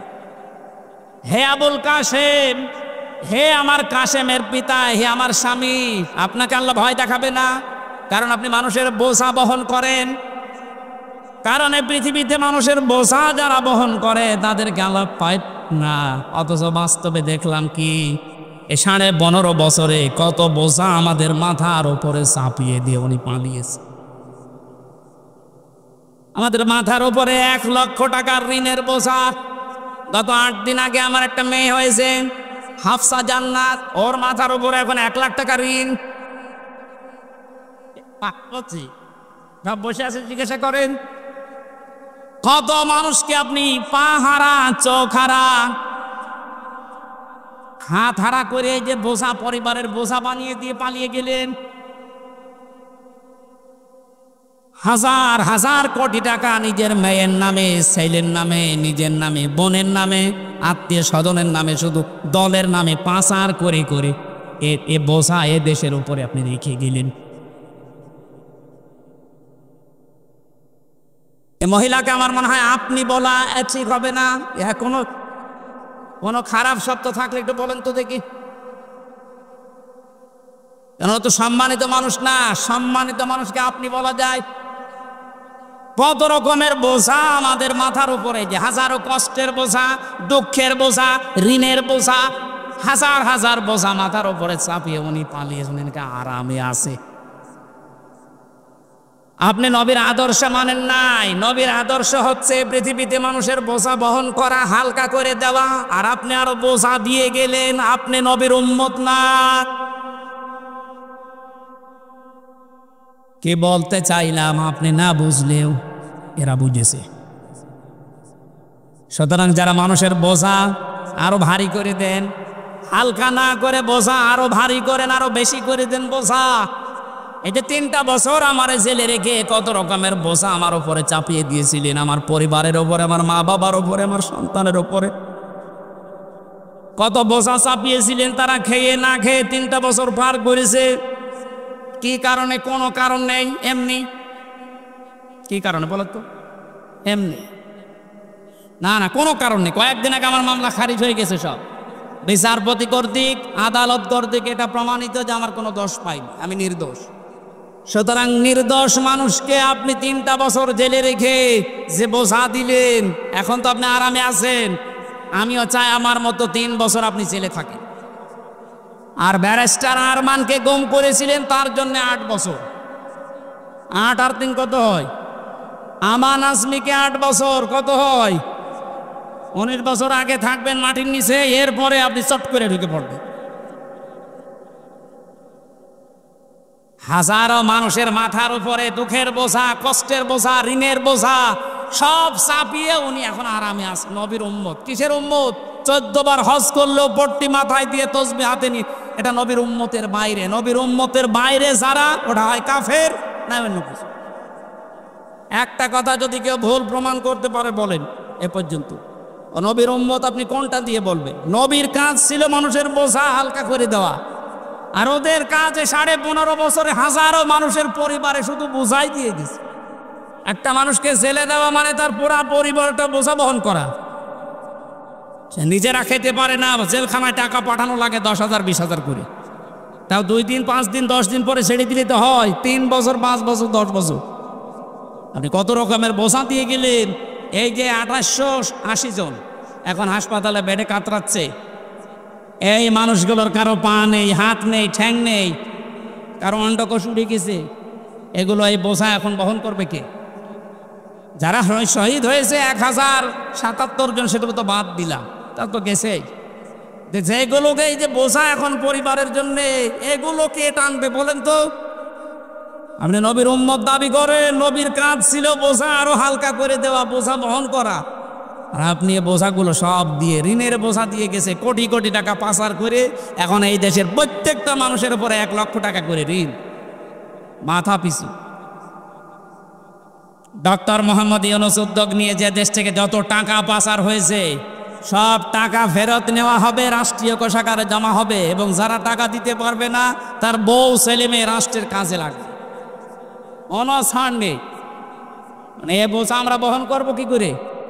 তারপরও আমেরিকাতে এই অনুষ্ঠানে গিয়ে উনি যে ডলারগুলো নিয়ে এসেছেন, এভাবে যদি আনতে পারেন দেশটা দাঁড়াবে। এত ঋণ, এত বোঝা বহন করা সম্ভব? ও তো আরামে আছে, বোনকে নিয়ে খাচ্ছে আর ঘুমাচ্ছে, আর মাঝে মাঝে বলছেন চট করে আসতেছে। স্ত্রী 3 নম্বরে বলেছিলেন, হে আবুল কাসেম, কাসেমের পিতা, তাহমিলুল তাকসিবুল মাগদুমা, আপনি মানুষের বস্ত্র, যাদের বস্ত্র নেই তাদের বস্ত্রের ব্যবস্থা করেন, যারা উলঙ্গ অর্ধ উলঙ্গ তাদেরকে আপনি ঢেকে দেন। আর আপনি কি করলেন? এই 15.5 বছরে কত মানুষের পোশাক আপনি খুলে নিয়েছেন। পোশাক মানে শুধু এই পোশাক না, হাজার হাজার আলেমদের চরিত্রের উপরে কলঙ্ক দিয়ে তাদের পোশাক খুলে দিয়েছে। এ মাওলানা মামুনুল হককে জেনার তহমত দিয়ে তার নিজের স্ত্রী, 3 বছর হলো থাকতেছি, আপনার চাইতে আল্লাহর ভয় তার ভেতরে কম নেই, এসে জেনা করবে। আপনার নিজের সারা জীবন একটু মিলান তো, জেনায় ভরপুর। আপনার হাতের জেনা, মুখের জেনা, চোখের জেনা, বাকি জেনার নাম নাই বললাম। আর আলেমদের ওপরে এটা চাপিয়ে তার পোশাক খুলে নিয়েছে, মানুষের কাছে প্রমাণ করতে চেয়েছে যে চরিত্র ভালো না। কোরআনের পাখি বিশ্বনন্দিত মুফাসসিরকেও তারা নাম দিয়েছে যে ধর্ষক। শয়তানে বিশ্বাস করবে? রিমান্ডে আমারে ওরা আল্লামা সাইদি এবং আর একটা মহিলার কণ্ঠ এক জায়গায় করে শোনাতো, দেখেন আপনার হুজুররা কি চরিত্র খারাপ। ওরে শয়তান, নিজেদের চরিত্র ওরা আলেমদের উপরে চাপিয়ে। এই যে ছোট হুজুর যেটা ছিল রফিকুল ইসলাম মাদানী, ওরা পুরা উলঙ্গ করে হাতের ঝিলে, ওর হাতের উপরে একটা দিয়েছে সিগারেট, আর আবার ধরুন একটা মেয়ে লোক নিয়ে ছবি তুলে বলেছে এটা ছেড়ে দেবো। দেখেন কত চরিত্র ওদের কখন জায়গায় পৌঁছে। আল্লাহর নবী আরো মানুষের পোশাক পরিয়ে দিত, আর এরা পোশাক খুলে নিচ্ছে। হাজার হাজার মানুষের চরিত্রের পোশাক, গায়ের পোশাক পর্যন্ত খুলে খুলে এই 15.5 বছর আনন্দ করিস। এরা নবীর উম্মত না, কারণ এটা নবীর আদর্শ না। কথা বলেন। আপনি মেহমানদারি করেন, অতিথি পরায়ণ। আজ তাকান সারা দেশের দিকে, নবীর এই আদর্শগুলো যারা ধারণ করে তাদের হাতে আমরা দেশটা দিতে চাই। জামাতের কেন্দ্রীয় আমির ডাক্তার শফিকুর রহমান নিজের পরিবার ওই রকম না, তারপরেও এই শহীদদের পরিবারে 2 লক্ষ করে টাকা পৌঁছিয়ে দিচ্ছে সারা দেশে। যার পোশাক নেই তাকে ঢেকে দেওয়ার জন্য চেষ্টা চালাচ্ছে। অঙ্গহানি তার বাড়িতে গিয়ে হাসপাতালে যে খোঁজ নিচ্ছে। এ মানুষগুলোর চরিত্র তো রসুলের সাথে মিলে যাচ্ছে। কথা বলেন।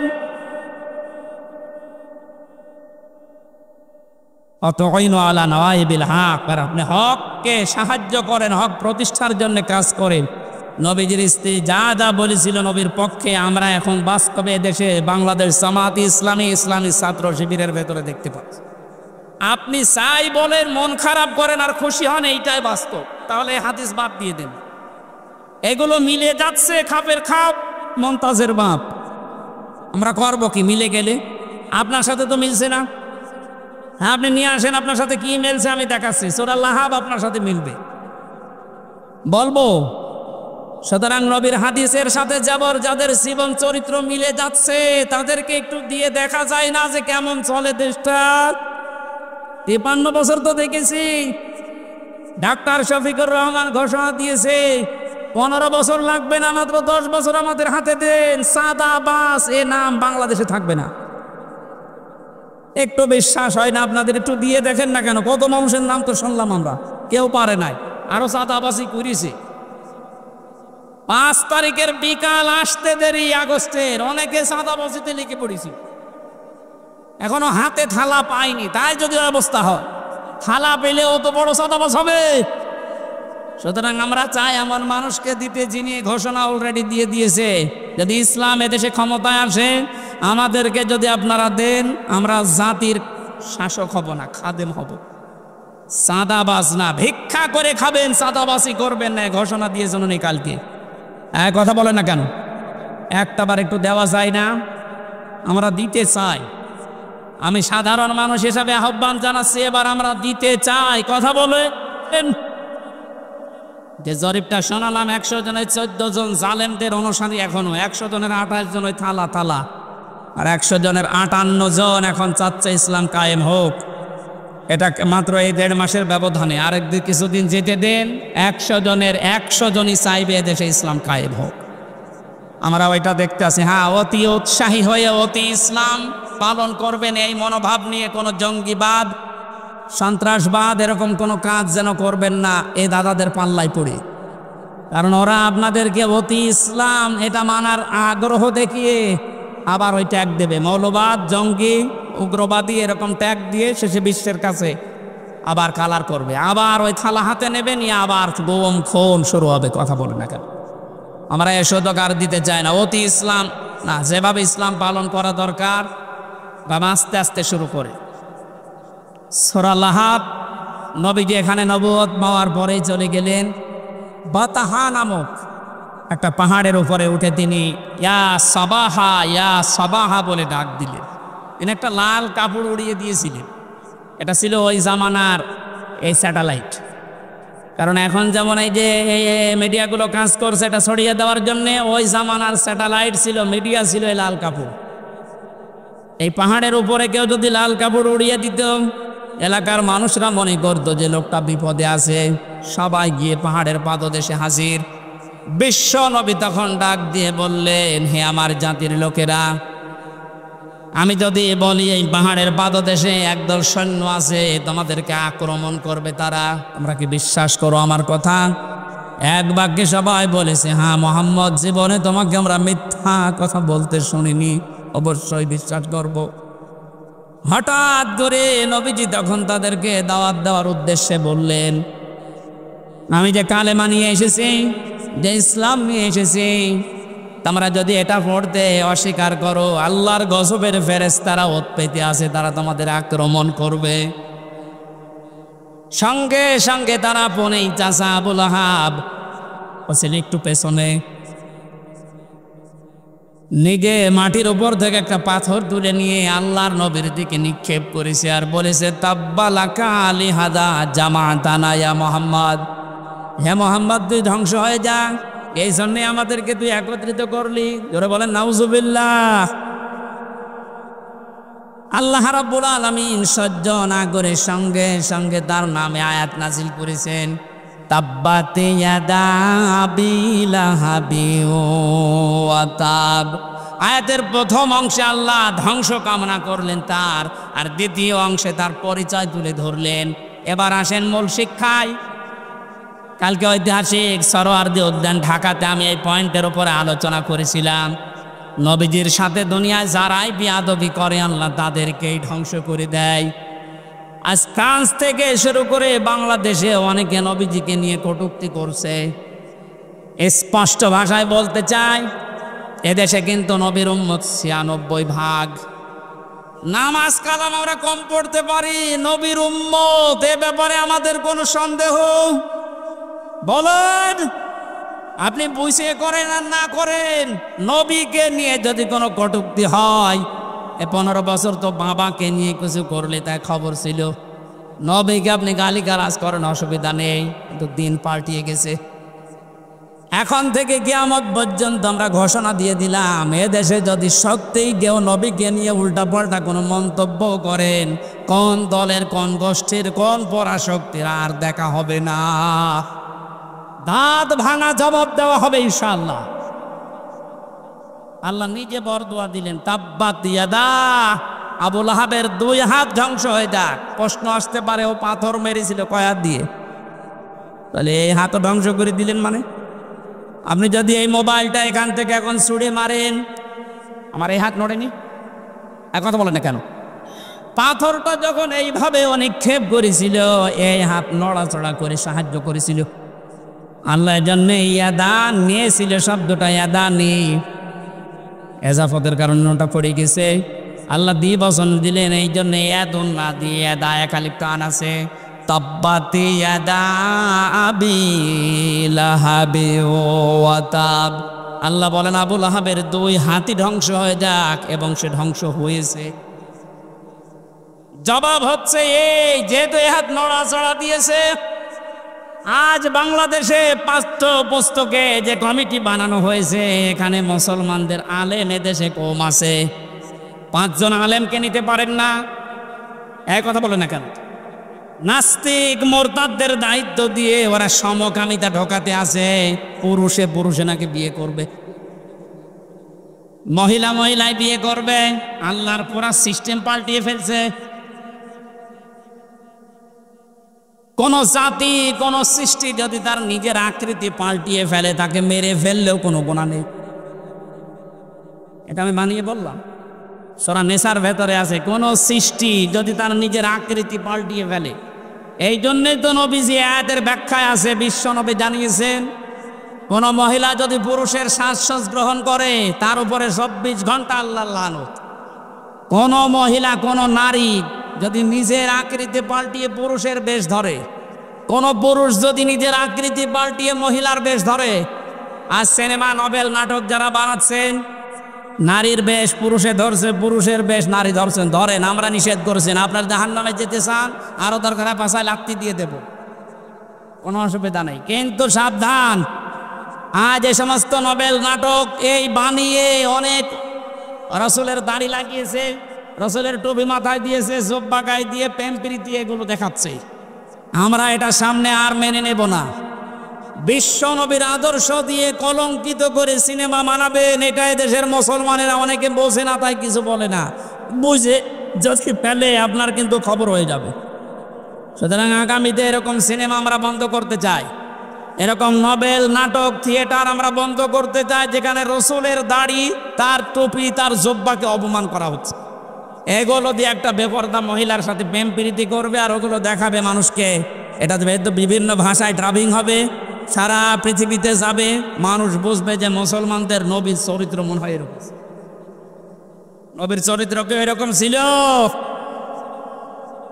বিশ্বনবী মসজিদে নামাজ পড়তে যাওয়ার সময় একটা বেপরদা মহিলা সামনে পড়েছিল, সঙ্গে সঙ্গে নিজের দৃষ্টিকে নিম্নগামী কমে বাড়িতে আসলেন, হযরতে হাফসাকে ডাক দিলেন। হযরতে হাফসাকে ডাক দিয়ে মন মতো দেখলেন। হযরতে হাফসা বলেন, হে রাসূল, আপনি তো মসজিদে যাচ্ছিলেন, হঠাৎ এসে আমাকে দেখা আরম্ভ করলেন। নবীজি বললেন, দেখো, মসজিদে যাওয়ার সময় একটা বেপরদা মহিলা আমার সামনে পড়েছিল, আমি তাড়াতাড়ি এসে ওকে না দেখে তোমাকে দেখলাম। ওকে দেখলে আমার কবিরা গুনাহ হবে, তোমাকে দেখলে আমার সওয়াব হবে। যে নবীর চরিত্র এত পুত পবিত্র, তার টুপিকে, তার দাড়িকে আপনি এই নিলয় আলমগীর নাকি এক শয়তান আছে, এর মুখে লাগিয়ে প্রেম প্রীতি শেখাচ্ছে। কথা বলে না কেন? যারা এগুলো করছেন, এর পেছনে যারা বাম হাতের মতো নাড়াচাড়া দিচ্ছেন, আমরা কিন্তু তাদের চিনি। পাঠ্যপুস্তকে যারা 96% মুসলমানের দেশে উল্টাপাল্টা জিনিস লাগাচ্ছেন, এই 2 জন নাস্তিকের কাজ না, এর পেছনে অনেক রাঘব বোয়াল মনে হয় হাতে, এই বাম হাতের মতো নাড়াচাড়া দিচ্ছে। যারা দিচ্ছেন সাবধান, আল্লাহ যদি ধরে, এ হাত শুধু না, এই হাত ধ্বংস করে দিবে, এবং ধ্বংস হবে নতাব্বা। আবু লাহাব যেমন নিজে ধ্বংস হয়েছিল, আজ যারা ইসলামের বিরুদ্ধে, নবীর বিরুদ্ধে ডান হাত ব্যবহার করছেন, বাম হাত দিয়ে অনেকে পেছন দরজা দিয়ে নাড়াচাড়া দিচ্ছেন, আপনি ধ্বংস হবেন, মাস্ট বি ধ্বংস হবেন।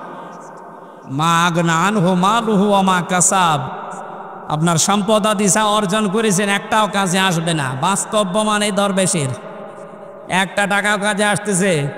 শুনলাম হাট আরে অবৈধ টাকা নিয়ে এসে নাকি এখন রিমান্ডে বাড়ির খাবার খাচ্ছে। বাড়ির খাবার আমাদেরকে মাখানো খাবার এনে দিতেন। আর এত বড় দেশের শত্রু ৩৬,০০০ কোটি টাকা যার কেলেঙ্কারি, তারে বাড়ির খাবার খাওয়ানো হচ্ছে মানে দেশের মানুষ এখনো জানে না। যদি জানে যে অফিসে তার এরকম জামায় আদর করা হচ্ছে, অফিস কিন্তু উড়ে যাবে। কথা বলেন, জালেমদের কোনো ক্ষমা নেই। যাদের মেকি দাড়ি ছিল, দাড়ি কেটেছে, দাড়ি কাটা মানে রসুলের গলায় ছুরি লাগানো। এই শয়তান বলে মাঝে মাঝে হজে যায়। কিসের হজে যায়? আমি যাই কয়বার হজে গেছি, শুনলাম এখানে আসে দরবেশ কোন তারা কাবা শরীফের পাশে যে টাওয়ারটা, ওই টাওয়ারে থাকে সব সময়, আল্লাহর ঘর দেখে, সুবহানাল্লাহ পড়ে। কিসের সুবহানাল্লাহ? এদিকে সুবহানাল্লাহ পড়ে আর এদিকে টাকা পাচার করে। ওর এই সম্পদগুলো একটাও আল্লাহ কাজে আসতে দেয়নি, সব ধ্বংস করে দিয়েছে। সায়াসলা নারাং যাতা লাহাব, অতি শীঘ্রই আমার আল্লাহ তাদেরকে বলতে, এই যে আবু লাহাব যার নাম, এর নাম ছিল আব্দুল উজ্জা, এত বড় এত সুন্দর ছিল তার চেহারা, আগুনের লেলিহান শিখা যেটা ওই যে উপর দিয়ে জোহব্বার মতো বের হয়ে যায়, ওই রকম চেহারা ছিল তার। আল্লাহ পাক বলেন অতি শীঘ্রই আমি তাকে আগুনের লেলিহান শিখায় প্রবেশ করাবো, আমরাতুহু, এবং তার স্ত্রীকেও। প্রশ্ন আসতে পারে তার স্ত্রীর দোষ কি? আজ এই বাংলাদেশে আমরা অনেকে আবু লাহাবের স্ত্রী উম্মে জামিলের মতো মহিলা সচক্ষে দেখতে পাচ্ছি। আবু লাহাব তো করেছে, তার স্ত্রী পর্যন্ত নবীকে কষ্ট দিয়েছিল। নিজের সন্তানকে, দুইটা সন্তানকে নবীর দুই মেয়ের সাথে বিয়ে দিয়েছে। আল্লাহর নবীর মেয়ে হযরতে উম্মে কুলসুম এবং রুকাইয়া, এই দুইটা মেয়েকে বিয়ে দিয়েছিল উতাইবার সাথে। এই দুইটা ছেলের সাথে বিয়ে দিয়ে নবীজি যখন দিনের প্রচার আরম্ভ করলেন, এই সূরা লাহাব যখন নাজিল হচ্ছিল, তখন এই মহিলা নিজে তার ছেলে দুইটাকে ডাক দিয়ে বলেছে, দেখো মুহাম্মদ আমাদের নামে কবিতা বানিয়েছে, গালিগালাজ করে। জোরে বলেন নাউজুবিল্লাহ। কোরআনের আয়াতগুলো কি কবিতা? আরো জোরে বলেন। নিজের ছেলেকে ডাক দিয়ে বলছে, এই মুহূর্তে মুহাম্মদের দুইটা মেয়ে তার মুখের উপরে তালাক দিয়ে ফেলে দিয়ায়। এমনিতেই নবীজি অসহায়, গরিব মানুষ, নিজের সংসারে ওই সময় চলে না। যারা মেয়ের বাবা আছেন একটু ভাবেন তো, দিনের কাজ করতে গিয়ে আপনার দুইটা মেয়েকে যদি জামাই সঙ্গে সঙ্গে তালাক দিয়ে বাড়িতে দিয়ে যায়, একটা বাবার জন্য পরিস্থিতি সামাল দেওয়া কত কঠিন বলেন।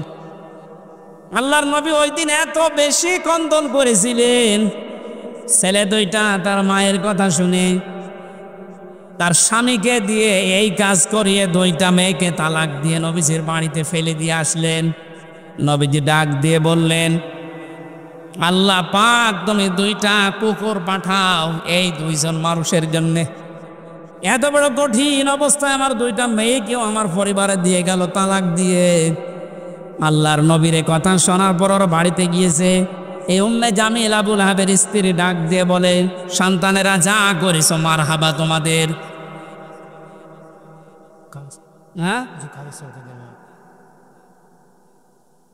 তোমাদেরকে মুহাম্মদের মেয়েকে ওখানে দেওয়ার সময় কিছু কোনো কথাবার্তারা কি শুনতে পেয়েছো? আবু লাহাবের দুই সন্তান উতবা আর উতাইবা ডাক দিয়ে বলে, আম্মা আবু লাহাব, আমার বাবার কথা মতো আপনার কথা মতো আমরা দুইটা বোনকে তালাক দিয়ে এসেছি। মুহাম্মদ কান্নাকাটি করছিল আর আসার সময় বলেছে আমাদেরকে নাকি দুইটা কুকুরে খাবে, বাঘে খাবে। আবু লাহাবের স্ত্রী উম্মে জামিল ডাক দিয়ে বলছে, সন্তান এতক্ষণ যা বলছিলে শুনছিলাম ভালোই লাগছিল, এখন যেটা বললে এটা তো কেমন লাগে? কারণ ও ছেলে যা বলে তাই হয়ে যায়। তোমাদেরকে খুব সাবধানে রাখা লাগবে। ইয়ামেন থেকে একটা মানুষের কাছে কাজ বেঁধে নিজের, এটা তাফসিরে হাক্কানির ভেতরে পেয়েছি, ইয়ামেন দেশ থেকে একজন অগ্নি পূজকের কাছ থেকে গাছ বেঁধে নিয়ে নিজের সন্তানের হাতে আর মাজায় লাগিয়ে দিয়েছে। এই যে আজ যারা মহিলারা তাবিজ কবজ করে ওর ওপরে বিশ্বাস করে, তাবিজ ব্যবহার করা শিরিক। হাদিসে স্পষ্ট নিষেধ, তাবিজ ব্যবহার করা যাবে না। কেউ যদি ঝাড় ফুঁক করতে চান, সূরা নাস, ফালাক আর সূরা ফাতিহা পড়ে আপনি ফু দিতে পারেন, এতটুকুই যথেষ্ট। এটা নবীজি সাহাবীরা করতেন। তাবিজ কবজ লাগিয়ে বিশ্বাস করা লাগবে এটা আমাকে বাঁচাবে, এই বিশ্বাস আবুল আহাবের স্ত্রীর। ও বলেছিল মোহাম্মদ যেহেতু এই বরদোয়া দিয়েছে যে বাঘে খাবে তোদেরকে, সুতরাং এ কথা হয়েও যেতে পারে বাঘে যেন না খায়, এই হিসাবে আমি বাবার কাছ থেকে এই যে গাছ পড়া নিয়ে এসেছি। মাজায়ার হাতে বেঁধে দিলেন, ডাক দিয়ে বললেন খুব সাবধানে থাকা লাগবে। আবুল আহাব দুইটা সন্তানকে নিয়ে গেছে ব্যবসা করতে সিরিয়ায়। প্রতিমধ্যে ওই দেশে প্রবেশ করার পরে লোকজন ডাক দিয়ে বসে, দুইটা কি? বলে আমার ছেলে। যে দেশে এমনিতেই বাঘের উৎপাত বেশি, আর আপনি ছেলে নিয়ে এসেছেন, তাড়াতাড়ি দেশে পাঠান। এ বয়সে ছেলের আমরা খুব নিরাপদে রাখি, খুব সতর্কতার সহিত রাখি এ বয়সের ছেলেদেরকে। আবুল আহাব ডাক দিয়ে বলছে, ঠিক আছে, এখন তো নিয়ে যাওয়া সম্ভব না, আজকের রাতটা যাক। মাসা বানিয়েছে উপরে, ছেলেদেরকে উপর তালায় দিয়েছে, আর নিচে ও পাহারা দিচ্ছে বসে বসে মানুষকে দিয়ে, নিজেও। ঠিক নবীজির এই বরদোয়া রাতের বেলা আল্লাহ পাক দুইটা বাঘ পাঠিয়ে দিয়েছেন। প্রথমে এসে আবুল আহাবের এবং ওর যে পাহারাদার ছিল তাদের মুখ শুকেছে, দেখে না। এক লাফে উপরে গিয়ে দেখে দুইটা ছেলে ঘুমিয়ে আছে। বুক চিরে রক্ত পান করে যখন বেরিয়ে যাচ্ছে, আবুল আহাব তখন তাকিয়ে দেখছে যে যা, সব শেষ। নবীজি যা বলেছিলেন যে দুইটা বাঘ আল্লাহ পাঠাও তোমার পক্ষ থেকে, দুইটা কুকুর পাঠাও, ঠিক আল্লাহ তাই পাঠিয়ে ধ্বংস করে দিয়েছে। ১৫০০ বছর হয়ে গেল, এখন আর আবুল আহাব নেই, আবুল আহাবের স্ত্রী নেই, কিন্তু তার পেতাত্তারা আছে, তার আত্মীয় স্বজন আছে। নবীর আদর্শ যারা মেনে চলে, নবীর উত্তরাধিকারা যারা, নবীর ওয়ারিস যারা, নায়েবে রাসূল যারা, তাদেরকে আপনি যা করছেন, এদের বরদোয়া কোনো কাজে লাগবে না বলে কি মনে হয় আপনার? কোরআনের পাখি যা যা বলেছিল জীবনে, আমরা তো দেখছি সব একটা একটা করে মিলে যাচ্ছে। উনি বলেছিলেন জালেমদেরকে, দেশে ইঁদুরের গর্ত তোমরা পাবে না, ঠিক পাচ্ছে না, ইঁদুরের গর্তে জায়গা আছে ওদের। বলেছিলেন যে এই দেশে নাড়া দেওয়া হবে, দিল্লি মামুগা বাড়ি গিয়ে পড়বা, একেবারে তাই পড়িস।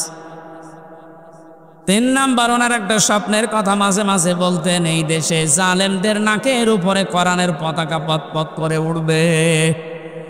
এই স্বপ্ন বাস্তবায়ন হবে ইনশাআল্লাহ। আবুল আহাব বাড়িতে আসলেন, প্লেগ রোগ দেখা দিল তার শরীরে। আল্লাহ রাব্বুল আলামিন এত কঠিন ভয়ঙ্কর রোগ তাকে দিয়েছিল, তার কাছে যে যায় তার এই রোগ হয়। শেষ পর্যন্ত ধুকে ধুকে মারা যায়, পড়েছিল, পচে গলে দুর্গন্ধ বের হচ্ছিল। আশপাশের লোক এসে তার আত্মীয় স্বজন যারা আছে তাদেরকে ডাক দিয়ে বলছে, আপনারা কি মানুষ? নিজের বাবা নিজের আত্মীয় মরে পড়ে আছে, পচে গলে মা দুর্গন্ধ বের হয়, আপনারা মাটি দেন না। তখন ডম বা মসি যাদেরকে বলা হয়, এরকম মানুষ, আফ্রিকার কালো মানুষদেরকে ডাক দিয়ে দূরে গর্ধ করে বাঁশ দিয়ে ঠেলা দিয়ে লাশ ওখানে দিয়ে, এরপরে পাথর দূর থেকে নিক্ষেপ করে করে ওরে মাটি দিয়েছে। আল্লাহ রাব্বুল আলামিন এটা জানাতে চেয়েছেন, আমি ওকে এমন কঠিন ভয়ঙ্কর শাস্তির ভেতরে ফেলেছিলাম, নবীর বিরুদ্ধে, নবীর ওয়ারিসদের বিরুদ্ধে কিয়ামত পর্যন্ত যারা অবস্থান নেবে জমিনে, আমার আল্লাহ তাদেরকে ঠিক এইরকম অপমান করে বিদায় দেবেন। হাম্মালাতাল হাতাব ফি জিদিহা হাবলুম মিন মাসাদ, এই মহিলার নামে আল্লাহ এই দুইটা আয়াত নাযিল করলেন। এই কারণে পৃথিবীতে যত মহিলা নবীকে কষ্ট দিয়েছে তার ভেতরে এই মহিলা 1 নাম্বার। এত বেশি কষ্ট দিত নবীকে, তার স্বামীকে সাহায্য করে করে, যেখানেই নবীজি দাওয়াত দিত সে তার স্বামীকে নিয়ে বলতো, ওই পাগলের কথা শুনবা না। লোকজন এসে বলতো, আমরা তো পরিচিত না, পাগল বলেন কে এই লোকটা, আপনারা কে? তখন পরিচয় দিত, এইটা ওর চাচা আর আমি ওর চাচি। জোরে বলেন নাউজুবিল্লাহ। বিশ্বনবী সবচেয়ে বেশি কষ্ট পেয়েছিলেন এই দুইজনের দ্বারা ইসলাম প্রচার করতে গিয়ে। এজন্য আল্লাহ আবু সেহেলের নামে কোরআনে আবু সেহেল নামে কোনো সূরা দেয়নি। আছে সূরা আলাকের ভেতরে আবু সেহেলের নামে একটা সূরা, একটা আয়াত আছে শুধু। আর এই লোকটার মানে এর বর চরিত্র এত খারাপ ছিল, এত কষ্ট নবীকে দিয়েছে, আল্লাহ নিজে তাদের নামে আয়াত নাজিল করে না, শুধু পুরা সূরাটাই নাজিল করে দিয়েছে। আমাদের শিক্ষা নেওয়া লাগবে আগামী পৃথিবীতে বিশ্ব নবীর নামে কোনো উল্টাপাল্টা কথা যেন কেউ না বলে। নবী তো নেই, নবীর ওয়ারিসরা আছে, কথা বলেন না কেন? নবীর এই ওয়ারিসদের বিরুদ্ধে যারা আজ মৌলবাদ ছড়াচ্ছেন, আপনাদেরকে আমরা সাবধান করেছি, আর কোনোদিন এই শব্দ দিয়ে নবীর ওয়ারিসদেরকে গালি দেবেন না। আপনারা কেন দিচ্ছেন আমরা জানি, আপনারা দাদাদের ফাঁদে পা দিয়েছেন।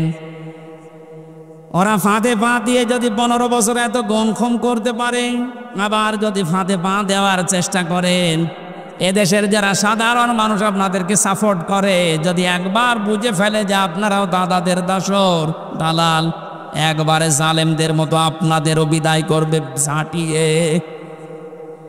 আল্লাহ আশা করে আমাদেরকে সম্মতি দেবেন, বলেন আমিন।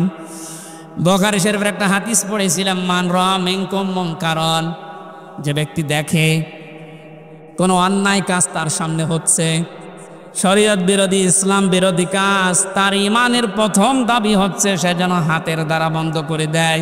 হাত মানে শুধু এই হাত না, ক্ষমতার, পাওয়ারের, টাকা পয়সার, প্রভাব প্রতিপত্তির।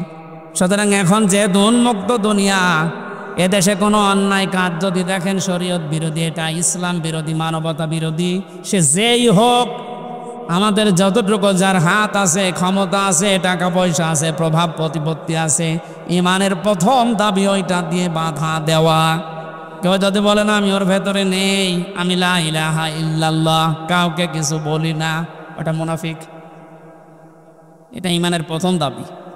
দ্বিতীয় নম্বরে যদি হাতের দ্বারা কাজ না হয়, নবীজি বলেন সে যেন প্রতিবাদ করে মুখে, যেটা এখন আমরা অধিকাংশ মানুষ করছি।